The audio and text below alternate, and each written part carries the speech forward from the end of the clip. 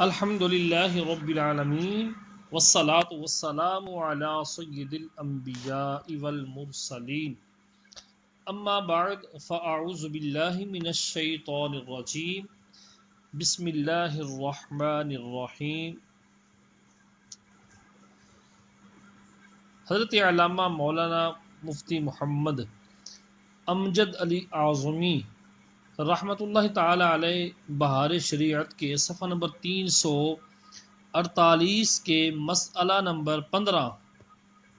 کے اندر جز نمبر 3 میں ارشاد فرماتے ہیں کہ اتنی سردی ہو کہ نہانے سے مر جانے یا بیمار ہونے کا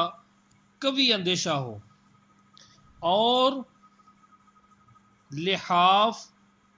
وغیرہ کوئی ایسی چیز اس کے پاس نہیں جسے نہانے کے بعد اوڑھے، اور سردی کے نقصان سے بچے، نہ آگ ہے کہ جسے تاپ سکے، تو اس صورت میں تیمم جائز ہے۔ یعنی اتنی سردی ہے کہ اس کو پتہ ہے کہ نہاؤں گا میں، غسل کروں گا تو مر جاؤں گا، یا بیمار ہونے کا کبھی اندیشہ ہے، کیونکہ نہانے کے بعد اس کے پاس اگر کوئی ایسا لحاف نہیں ہے جس سے وہ سردی سے بچاؤ کر سکے، نہ کوئی ایسا بچھونا ہے، اوڑھنا ہے جو اوڑھ لے کہ سردی سے بچا جا سکے، اور نہ ہی کوئی ایسی آگ کی سہولت ہے کہ تاپ سکے، تو اس صورت میں تیمم کرنا جائز ہے۔ جی نمبر 4، دشمن کا خوف کہ اگر اس نے دیکھ لیا تو مار ڈالے گا یا مال چھین لے گا، یا اس غریب کا قرض خواہ ہے جس کا اس نے قرضہ دینا ہے وہ راستے میں ہے کہ اسے قید کر دے گا، یا اس طرف جس طرف یہ جا رہا ہے وضو غسل کے لیے اس طرف سانپ ہے کہ وہ کاٹ کھائے گا، یا شیر ہے کہ پھاڑ کھائے گا، یا کوئی بدکار شخص ہے اور یہ عورت یا امرد بندہ ہے جس کو اپنی بے آبروئی کا گمانے صحیح ہے، اس کو یہ خطرہ لاحق ہے اگر میں اس طرف وضو غسل کے لیے جاؤں تو مجھے سانپ ڈس لے گا،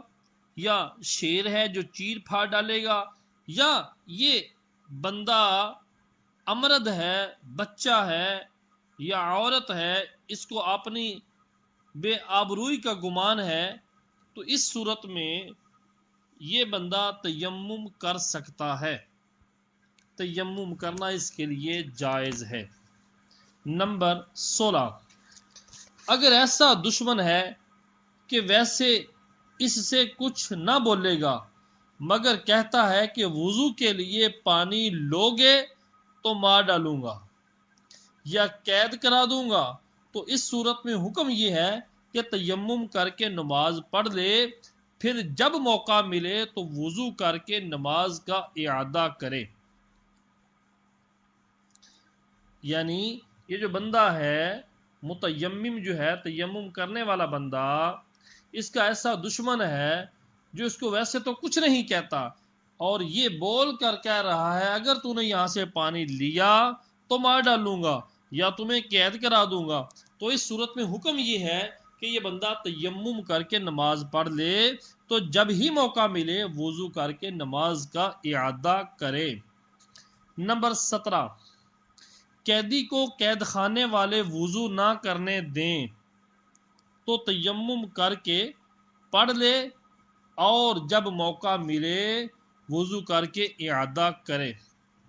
اور اگر وہ دشمن یا قید خانہ والے نماز بھی نہ پڑھنے دیں تو یہ بندہ اشارے سے پڑھے، پھر جب موقع ملے تو اس نماز کا اعادہ کرے۔ نمبر 5، وہ صورت کہ جن کے اندر تیمم جائز ہے، 5ویں صورت ہے جنگل میں ڈول رسی نہیں کہ پانی بھرے تو تیمم جائز ہے۔ یہ جو مسائل کے درمیان چھوٹا سا ایک ڈیش کے اندر گنتی گنی جا رہی ہے، پانچویں، اس سے پہلے چوتھی، تیسری، دوسری، ایک، ان کے اندر وہ صورتیں بیان کی جا رہی ہیں کہ جن کے اندر بندہ پانی نہ ملنے کی صورت میں یا ہونے کی صورت میں نقصان کا ضرر آئے، نقصان کا اندیشہ ہو، تو اس صورت میں تیمم کر سکتا ہے۔ وہ صورتیں درمیان میں بیان کی جا رہی ہیں۔ اب پانچویں صورت یہ بیان کی کہ جنگل کے اندر ڈول رسی نہیں، کنواں ہے، پانی موجود ہے، لیکن پانی نکالنے کے لیے ڈول رسی نہیں کہ جسے پانی بھر سکے، تو تیمم جائز ہے۔ نمبر 18، اگر ہمرائی کے پاس ڈول رسی ہے، اس کے ساتھی کے پاس ڈول رسی ہے، وہ کہتا ہے کہ ٹھہر جا، میں پانی بھر کر فارغ ہو کر تجھے دوں گا، تو اس بندے کے لیے مستحب ہے کہ پانی کا انتظار کرے، اور اگر انتظار نہ کیا اور تیمم کر کے پڑھ لی تو نماز ہوگی، ادا ہو گئی۔ نمبر 19، رسی چھوٹی ہے کہ پانی تک نہیں پہنچتی، مگر اس کے پاس کوئی کپڑا، رومال، امامہ، دوپٹہ وغیرہ ایسا نہیں ہے کہ اس کے جوڑنے سے پانی مل جائے گا، تو تیمم جائز نہیں۔ یعنی اس بندے کے لیے اب یہ ہے کہ رسی چھوٹی ہے اور اس کے پاس کوئی کپڑا، رومال وغیرہ ہے، اگر اس کو رسی کے ساتھ باندھ دے تو رسی پانی تک پہنچ سکتی ہے، تو اب اس کے لیے یہ ضروری ہے کہ وہ کپڑا، رومال، امامہ رسی کے ساتھ باندھ کر پانی نکالے اور وضو کرے۔ تیمم اس بندے کے لیے جائز نہیں۔ اور چھٹی صورت جس کے اندر تیمم جائز ہے، پیاس کا خوف، یعنی اس کے پاس پانی ہے مگر وضو یا غسل کے صرف میں لائے، وضو یا غسل اگر اس پانی سے کرے تو خود یا دوسرا مسلمان یا اپنا یا اس کا جانور، اگرچہ وہ کتا ہو جس کا پالنا جائز ہے، پیاسا رہ جائے گا، اور اپنی یا ان میں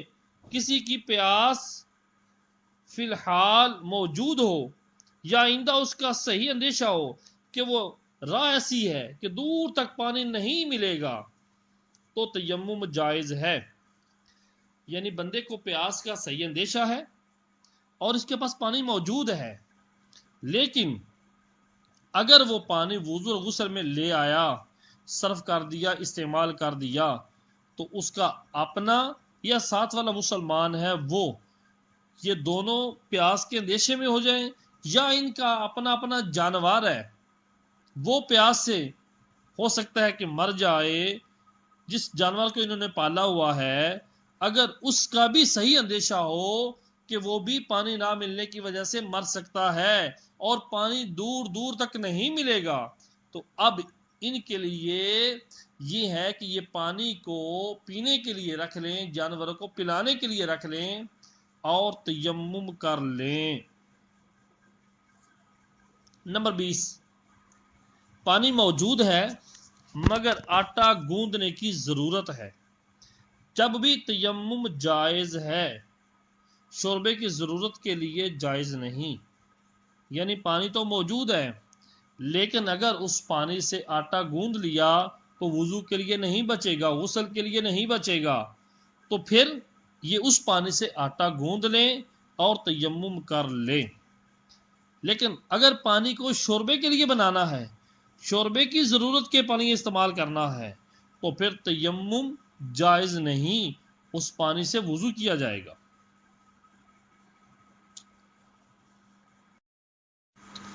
نمبر 21، بدن یا کپڑا اس قدر نجس ہو گیا، پلید ہو گیا، جو نماز کے جائز ہونے کو روکتا ہے۔ یعنی اتنی نجاست لگی ہے کپڑے یا بدن پر کہ جس نجاست کی وجہ سے بندہ نماز نہیں پڑھ سکتا، نماز جائز نہیں۔ اور پانی صرف اتنا ہے کہ چاہے وضو کرے یا اس کو پاک کرے، دونوں کام نہیں ہو سکتے۔ یعنی اگر کپڑا یا بدن صاف کرے گا تو وضو نہیں کر سکتا، اگر وضو کر لے تو وہ کپڑا پاک نہیں ہو سکتا، تو پھر تو پانی سے اس کو پاک کر لے، کپڑے یا بدن کو پانی سے پاک کر لے، پھر تیمم کرے۔ اور اگر پہلے تیمم کر لیا اس کے بعد پاک کیا، پہلے تیمم کر چکا تو جو پانی رکھا تھا اس کے بعد اس نے تیمم پہلے کر لیا، اس کے بعد پاک کیا، بدن یا کپڑے کو پاک کیا، تو اب پھر تیمم کرے کہ پہلا تیمم نہ ہوا، کیونکہ تیمم تب وہ کر رہا تھا کہ جب پانی موجود تھا، پانی کے موجود ہوتے ہوئے تیمم جائز نہیں۔ اب جب اس نے اس کپڑے کو یا بدن کو پانی سے صاف کر لیا تو پہلے والا تیمم ختم ہو گیا، اب کپڑے یا بدن کو صاف کرنے کے بعد دوبارہ تیمم کرے۔ جی نمبر 22، مسافر کو راہ میں کہیں رکھا ہوا پانی ملا، تو اگر کوئی وہاں ہے تو اس سے دریافت کر لے۔ اگر وہ کہے کہ صرف پینے کے لیے ہے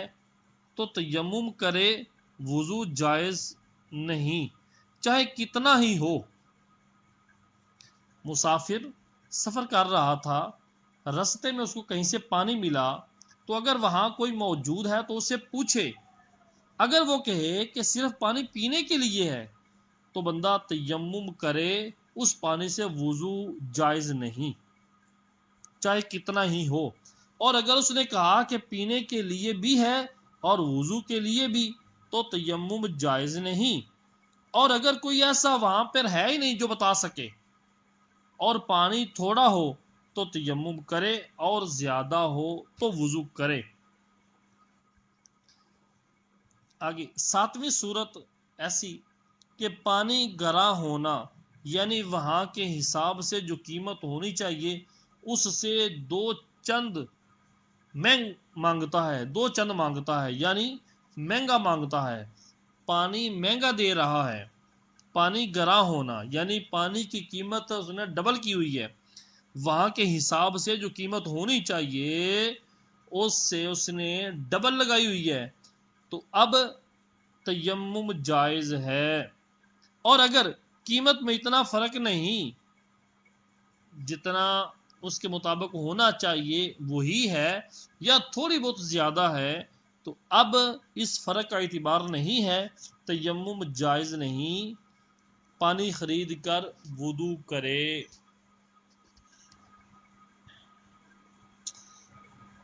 نمبر 23،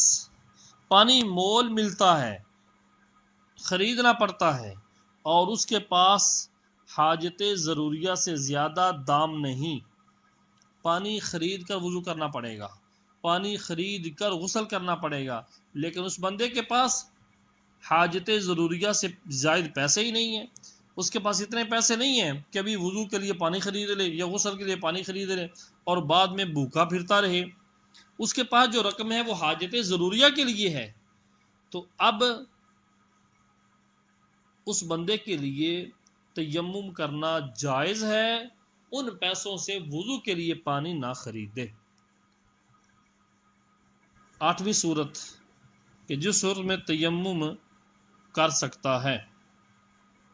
یہ گمان کہ پانی تلاش کرنے میں قافلہ نظروں سے غائب ہو جائے گا۔ گمان صحیح ہے، اگر میں پانی تلاش کرنے کے لیے نکلا تو میری گاڑی نکل جائے گی، یا پھر یہ میرا قافلہ مجھ سے دور چلا جائے گا، نظروں سے غائب ہو جائے گا، تو اس صورت میں تیمم کر سکتا ہے۔ نمبر 9، یہ گمان کہ وضو یا غسل کرنے میں عیدین کی نماز جاتی رہے گی۔ گمان صحیح ہے، اگر میں وضو کروں گا یا غسل کروں گا تو عید کی نماز جماعت جو تیار کھڑی ہے وہ جاتی رہے گی، خواہ یوں کہ امام پڑھ کر فارغ ہو جائے گا، یہ ہے ذہن کہ میں وضو کے لیے گیا، غسل کے لیے گیا تو امام صاحب نماز پڑھ کے فارغ ہو جائیں گے، یا پھر زوال کا وقت آ جائے گا، عید نماز عید کا وقت ختم ہو جائے گا، دونوں صورتوں میں تیمم جائز ہے، وضو نہ کرے۔ نمبر 24، وضو کر کے عیدین کی نماز پڑھ رہا تھا، اثناء نماز میں بے وضو ہو گیا۔ وضو کر کے نماز عیدین کی نماز پڑھ رہا تھا، دوران نماز میں یعنی نماز کے دوران ہی بے وضو ہو گیا، اور وضو کرے گا تو وقت جاتا رہے گا۔ اگر وضو کرے گا تو نماز کا وقت جاتا رہے گا، زوال کا ٹائم آ جائے گا، یا جماعت ہو چکے گی تو تیمم کر کے نماز پڑھ لے۔ نمبر 25، گہن کی نماز کے لیے بھی تیمم جائز ہے، جبکہ وضو کرنے میں گہن کھل جانے یا جماعت ہو جانے کا اندیشہ ہو۔ سورج گرہن، چاند گرہن کی نماز کے لیے بھی تیمم جائز ہے، جبکہ وضو کرنے میں گہن کھل جانے، ہٹ جانے یا پھر جماعت کے ہو جانے کا اندیشہ ہو تو تیمم کر کے نماز پڑھ سکتا ہے۔ نمبر 26، وضو میں مشغول ہوگا تو ظہر یا مغرب یا عشاء یا جمعہ کی پچھلی سنتوں یا نماز چاشت کا وقت جاتا رہے گا۔ وضو میں مشغول ہوگا، ظہر یا مغرب یا عشاء یا جمعہ کی پچھلی سنتوں کا یا نماز چاشت کا وقت جاتا رہے گا تو تیمم کر کے پڑھ لے۔ نمبر 10، غیر ولی کو نماز جنازہ فوت ہو جانے کا خوف ہو تو تیمم جائز ہے۔ یعنی جو بندہ ولی نہیں، جو میت کا ولی نہیں، ولی کے احکام انشاءاللہ العزیز آگے آئیں گے۔ ولی سے مراد باپ، دادا، بھائی، بیٹا، ان کے علاوہ کوئی اور بندہ ہے میت کے لیے جنازہ پڑھنے کے لیے، تو اس کو خوف ہے کہ جنازہ فوت ہو جائے گا تو تیمم کر کے نماز جنازہ میں شریک ہو سکتا ہے۔ ولی کو یہ اجازت نہیں، کیونکہ اس کا لوگ انتظار کریں گے اور لوگ بے اس کی اجازت کے پڑھ بھی لیں تو یہ دوبارہ پڑھ سکتا ہے۔ ولی جنازے کو رکوا سکتا ہے، لوگ اس کا انتظار کریں گے، اگر اس نے جنازہ نہیں پڑھا، ولی نے، لوگوں نے پڑھ لیا تو وہ دوبارہ بھی جنازہ کروا سکتا ہے۔ لہذا ولی کے لیے تیمم کرنا جائز نہیں جنازے کے لیے۔ نمبر 27،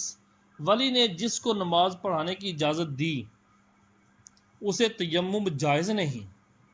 جس کو کہا کہ جنازہ پڑھاؤ اس بندے کو تیمم کرنا جائز نہیں، اور ولی کو اس صورت میں اگر نماز فوت ہونے کا خوف ہو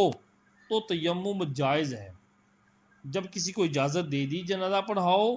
تو اس صورت میں اگر نماز فوت ہونے کا خوف ہو تو تیمم جائز ہے۔ اگر خوف ہو، باہر ہے، دور ہے کہیں، تو اس کو پتہ اجازت دے چکا ہوں، اب اگر میں پہنچوں گا تو جنازہ ہو سکتا ہے کہ لیٹ ہو جاؤں جنازے سے، تو اب تیمم کر کے وہ مل سکتا ہے۔ یوں ہی اگر دوسرا ولی اس سے بڑھ کر موجود ہے، جو ولی اقرب ہے، قریب والا ولی، یعنی اگر اس کے علاوہ ولی اقرب قریب والا ولی موجود ہے تو یہ جو ولی ابعد ہے، دور والا ولی، اس کے لیے تیمم جائز ہے۔ ہم نے کہا کہ اس کو فوت ہونے کا خوف ہو، کیا مطلب ہے جنازے کے فوت ہونے کا خوف؟ فوت کے یہ معنی ہے کہ نماز کے فوت ہونے کا خوف ہو، یہ مطلب ہے کہ چاروں تکبیریں جاتی رہنے کا اندیشہ ہو، اور اگر یہ معلوم ہو کہ ایک تکبیر بھی مل جائے گی، ایک تکبیر بھی مل جائے گی تو تیمم جائز نہیں ہوگا۔ مسئلہ نمبر 28، ایک جنازے کے لیے تیمم کیا اور نماز پڑھی، پھر دوسرا جنازہ آیا، اگر درمیان میں اتنا وقت ملا کہ وضو کرتا تو کر لیتا مگر نہ کیا، اور اب وضو کرے تو نماز ہو چکے گی، تو اس کے لیے اب دوبارہ تیمم کرے۔ اور اگر اتنا وقفہ نہ ہوا کہ وضو کر سکے تو وہی پہلا تیمم کافی ہے۔ ایک جنازہ پڑھ چکا، تیمم کر کے نماز پڑھ لی، پڑھنے کے بعد دوبارہ دوسرا جنازہ آ گیا، اب یہ دیکھنا ہے پہلے جنازے اور دوسرے جنازے کے درمیان اس کو اتنا وقت ملا ہے یا نہیں ملا کہ وضو کر سکے۔ اگر تو اس کو اتنا وقت ملا ہے کہ وضو کر کے نماز پڑھ لیتا، مگر اس نے کیا نہیں اور اب وضو کرے گا تو نماز ہو چکے گی، تو اب اس بندے کے لیے یہ ہے کہ اب دوبارہ تیمم کرے، پہلے والا تیمم اس کے لیے کافی نہیں ہوگا۔ اور اگر اتنا وقفہ ہی نہیں ملا کہ پہلے جنازے کے بعد اتنا وقفہ ہی نہیں ملا کہ وضو کر سکتا، تو اب وہی تیمم پہلے والا کافی ہوگا۔ نمبر 29، سلام کا جواب دینے یا درود شریف وغیرہ وظائف پڑھنے یا سونے یا بے وضو کو مسجد میں جانے یا زبانی قرآن پڑھنے کے لیے تیمم جائز ہے، اگرچہ پانی پر قدرت ہو۔ نمبر 30، جس پر نہانا فرض ہے اسے بغیر ضرورت مسجد میں جانے کے لیے تیمم جائز نہیں۔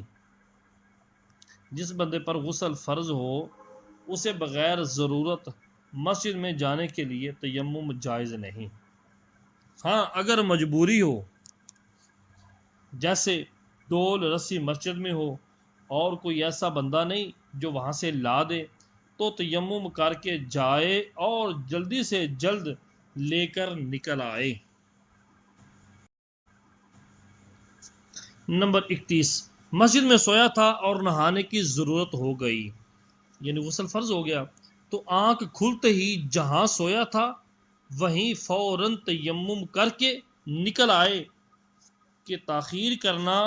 حرام ہے۔ اس مسئلے کے تحت حاشیے میں ارشاد فرمایا جاتا ہے کہ اگر کوئی بندہ جو سویا ہے مسجد کے کنارے میں سویا، یعنی اٹھ کر اگر وہ ایک قدم رکھے تو مسجد سے باہر آ سکتا ہے، خارج مسجد میں اس کا قدم ہو، پہلا ہی اٹھے تو پہلا قدم اس کا خارج مسجد میں، تو اس کے لیے تیمم بھی ٹھیک نہیں، وہ فوراً اٹھے اور باہر قدم رکھے اور چلا جائے، کیونکہ اگر وہ تیمم کے لیے رکے گا تو جتنی دیر تیمم ہوتا رہے گا تو جنابت کی حالت میں مسجد میں ٹھہرے گا۔ تو اس سے بہتر یہ ہے کہ اگر وہ مسجد کے کنارے خارج مسجد کے قریب ہے، جو ہی پہلا قدم اٹھائے گا مسجد سے باہر چلا جائے گا، تو اس کے لیے یہ ہے کہ تیمم کے بغیر فوراً وہ قدم اٹھائے اور مسجد سے باہر ہو جائے۔ اور جس کو یہ پتا ہے کہ میں چل کر ہی مسجد سے باہر جا سکتا ہوں، تو اس کے لیے یہی ہے وہ جہاں سویا تھا وہیں اٹھ کر تیمم کرے اور پھر فوراً مسجد سے نکل جائے۔ نمبر 32، قرآن مجید چھونے کے لیے یا سجدہ تلاوت یا سجدہ شکر کے لیے تیمم جائز نہیں جبکہ پانی پر قدرت ہو۔ نمبر 33، وقت اتنا تنگ ہو گیا کہ وضو یا غسل کرے گا تو نماز قضا ہو جائے گی، تو چاہیے کہ تیمم کر کے نماز پڑھ لے، پھر وضو یا غسل کر کے اعادہ کرنا لازم ہے۔ وقت تھوڑا رہ گیا ہے نماز کا، اور اگر اسے پتا ہے کہ وضو یا غسل کرے گا تو نماز قضا ہو جائے گی، تو تیمم کر لے، تیمم کر کے نماز پڑھ لے، لیکن بعد میں غسل کر کے وضو کر کے نماز کا اعادہ کرنا لازم ہے۔ نمبر 34، عورت حیض و نفاس سے پاک ہوئی اور پانی پر قادر نہیں تو تیمم کر لے، پاک ہو جائے گی۔ نمبر 35، مردے کو اگر غسل نہ دے سکیں، خواہ اس وجہ سے کہ پانی نہیں یا اس وجہ سے کہ اس کے بدن کو ہاتھ لگانا جائز نہیں، جیسے اجنبی عورت یا اپنی عورت کے مرنے کے بعد اسے چھو نہیں سکتا، تو اسے تیمم کرایا جائے۔ غیر محرم کو اگرچہ شوہر ہو، عورت کو تیمم کرانے میں کپڑا حائل ہونا چاہیے۔ مردے کو اگر غسل نہ دے سکیں کسی بھی وجہ سے، خواہ اس وجہ سے کہ پانی نہیں ہے یا اس وجہ سے کہ اس کے بدن کو ہاتھ لگانا جائز نہیں، جیسے اجنبی عورت ہے تو اس کو غسل دینے کے لیے کوئی دوسری عورت یا اپنی عورت کے مرنے کے بعد مرد کا اسے چھونا جائز نہیں تو اب تیمم کرایا جائے گا۔ غیر محرم کو اگرچہ شوہر ہو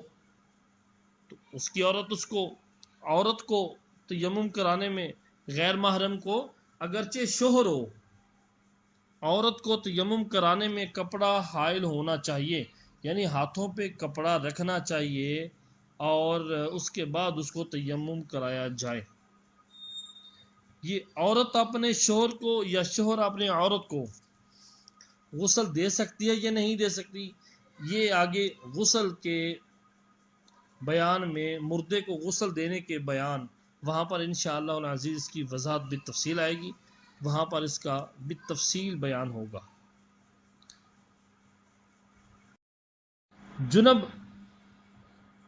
جنبی اور حائضہ عورت اور میت اور بے وضو یہ سب ایک جگہ ہیں۔ جنبی، حائضہ اور میت اور بے وضو یہ سب ایک جگہ ہے، اور کسی نے اتنا پانی جو غسل کے لیے کافی ہے لا کر کہا جو چاہے خرچ کرے۔ یہ چار بندے موجود ہیں، جنبی ہے، حائضہ عورت ہے اور میت ہے اور بے وضو بندہ، یہ سب جگہ ایک حاضر ہیں، اور کسی نے اتنا پانی جو غسل کے لیے کافی ہو سکتا ہے لا کر کہا جو چاہے خرچ کرے، پانی کو خرچ کرے، تو بہتر یہ ہے کہ جنب اس سے نہائے اور مردے کو تیمم کرائے۔ بہتر یہ ہے کہ جنبی اس سے نہائے اور مردے کو تیمم کرائے اور دوسرے بھی تیمم کریں، اور اگر کہا کہ اس میں تم سب کا حصہ ہے، اگر کہا یہ جو پانی لایا ہوں جو صرف غسل کے لیے کافی ہے، کہا اس میں تم سب کا حصہ ہے اور ہر ایک کو اس میں اتنا حصہ ملا جو اس کے کام کے لیے پورا نہیں، تو چاہیے کہ مردے کے غسل کے لیے اپنا اپنا حصہ دے دیں اور سب تیمم کریں۔ یہ چاروں بندے موجود ہیں، کسی بندے نے اتنا پانی لا دیا کہ ایک بندہ غسل کر سکتا ہے، اس نے کہا یہ لو جو چاہو خرچ کرو، تو بہتر یہ ہے کہ جنبی بندہ غسل کرے اور مردے کو وہ تیمم کرائے، اور اسی طرح دوسرے بندے بھی تیمم کر لیں۔ اور اگر اس بندے نے، پانی دینے والے نے یہ کہا یہ لو اپنا اپنا حصہ اس میں سے لے لو، تو ہر ایک کو اس میں اتنا حصہ ملا کہ جو اس کے کام کا نہیں، چاروں میں سے ہارے کر لے تو کوئی بھی اس میں سے اپنی پاکی دور نہیں کر سکتا، تو چاہیے کہ مردے کے غسل کے لیے اپنا اپنا حصہ دے دیں اور سب تیمم کریں۔ نمبر 37، دو شخص باپ بیٹا ہیں اور کسی نے اتنا پانی دیا کہ اس سے ایک کا وضو ہو سکتا ہے۔ دو باپ بیٹا سفر پہ ہیں، پانی نہیں ہے ان کے پاس، کسی نے اتنا پانی دے دیا کہ اس میں سے ایک بندے کا وضو ہو سکتا ہے، تو وہ پانی باپ کے صرف میں آنا چاہیے، وہ پانی باپ کی استعمال میں آنا چاہیے۔ نمبر 38، اگر کوئی ایسی جگہ ہے کہ نہ پانی ملتا ہے نہ پاک مٹی کے تیمم کرے، تو اسے چاہیے کہ وقت نماز میں نماز کی سی صورت بنائے، یعنی تمام حرکات و سکنات نماز والی کرے، بلا نیت نماز بجا لائے۔ اگر ایسی جگہ حاضر ہے کہ نہ پانی مل رہا ہے اور نہ پاک مٹی کی جیسے تیمم کر سکے، تو اسے چاہیے نماز کی حالت میں بیٹھ جائے، نماز کی صورت بنا لے، تمام حرکات نماز والی کرے، لیکن بغیر نیت کے نماز ادا کر لے، یعنی اسی طرح کے معاملات ادا کرے، نماز والی حرکات ساری کرے، بلا نیت، بغیر نیت کے وہ نماز ادا کر لے، یعنی اس طرح حرکات کرے، نماز تو نہیں کہیں گے لیکن یہ کہیں گے کہ اللہ تبارک و تعالیٰ کی بارگاہ میں اپنی حاضری لگوا رہا ہے کہ جو ہی موقع ملے گا، پانی ملے گا تو وضو کر کے نماز ادا کرے گا، یا پھر اگر پاک مٹی مل گئی تو تیمم کر کے نماز کا اعادہ کر لے گا۔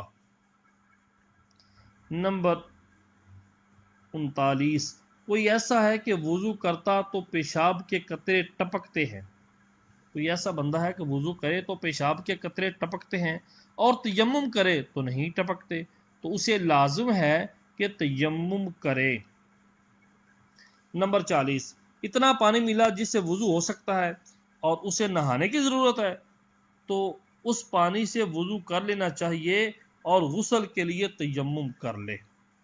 نمبر 41 تیمم کا طریقہ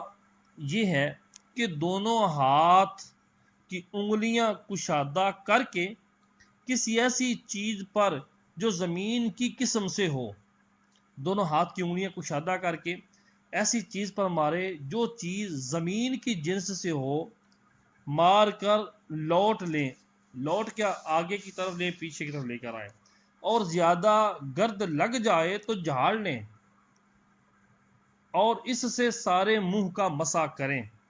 پہلی ضرب کیا ہے؟ ہاتھوں کو زمین پر لوٹے، آگے کرے پیچھے کرے انہیں کھول کے۔ پہلی ضرب کیا ہے کہ اس دونوں ہاتھوں سے سارے منہ کا مسح کریں، پھر دوسری مرتبہ یوں ہی کریں، دونوں ہاتھ زمین پر لگا کر، چونے پہ لگا کر، ریتے پہ لگا کر، جو مٹی کی جنس سے ہیں، زمین کی جنس سے ہیں، اسی طرح لوٹ لیں، پھر دونوں ہاتھوں کا ناخنوں سے کوہنیوں سمیت مسح کرے۔ یہاں تک تیمم کے مسائل کو بیان کیا گیا۔ اب یہاں سے آگے تیمم کے جو فرائض ہیں ان کا انشاءاللہ العزیز بیان ہوگا۔ اللہ تبارک و تعالی